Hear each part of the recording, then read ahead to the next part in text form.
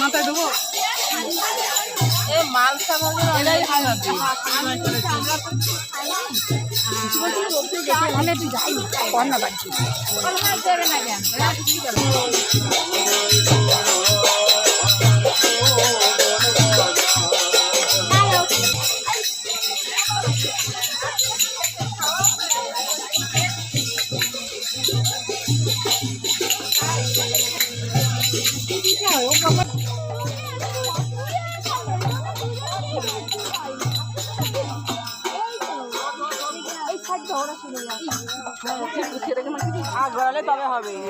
তারপরে আস্তে আস্তে সবাই আবির মাখামাখি করছিল।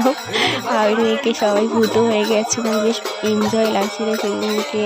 এই প্রথমবার গিয়েছিলাম, মনে হচ্ছিল না যে মাঝে প্রথমবার গেছে, মনে হচ্ছে যেন মানে প্রত্যেক বাড়ি যাই। তো গোবিন্দকে নিয়ে যাচ্ছি।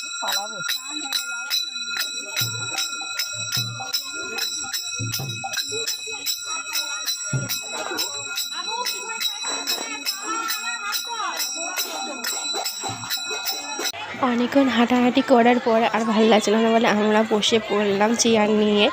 তো অনেকেই বসে পড়েছিল। তারপর ওখানে শরবত রাজনীলা বেরিয়েছিলাম। তার সকালবেলা থেকেই কিছু খাইনি, তেমন কিছু মনে হচ্ছে না, যেন সারাদিন জলও পর্যন্ত খাইনি, প্লাস খাওয়ারও খাইনি, কিছু মনেও হচ্ছিল না, মানে এতটাই আমরা মেতেছিলাম সেদিন। তো একটু ভিডিও করে নিলাম, তো বসেছিলাম। তারপরে আবার নেক্সট অনুষ্ঠানটা শুরু হলো। ওখানে সবাই হরি কীর্তনে নাচ করছিলাম, আমিও পাচ্ছিলাম না বলে আমি একটা সাইডে বসেছিলাম, একটু ভিডিও করে নিচ্ছিলাম।